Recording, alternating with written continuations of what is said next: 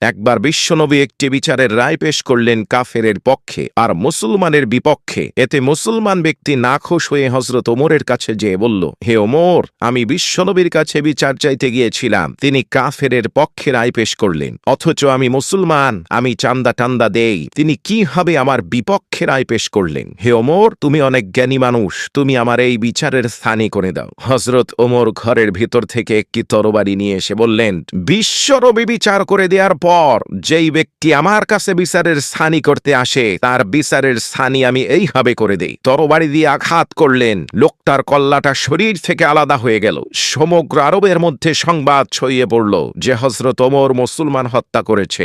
বিশ্বনবীও চিন্তিত। এদিকে আরশে আসিম থেকে মহান আল্লাহ রব্বুল আলামিন হজরত ওমরের কাজে খুশি হয়ে গেলেন। তিনি পবিত্র কোরআনের আয়াত নাজিল করে বললেন, হে নবী, আপনার রবের কসম, এই ব্যক্তি মুমিন ছিল না, সে ছিল মুনাফিক।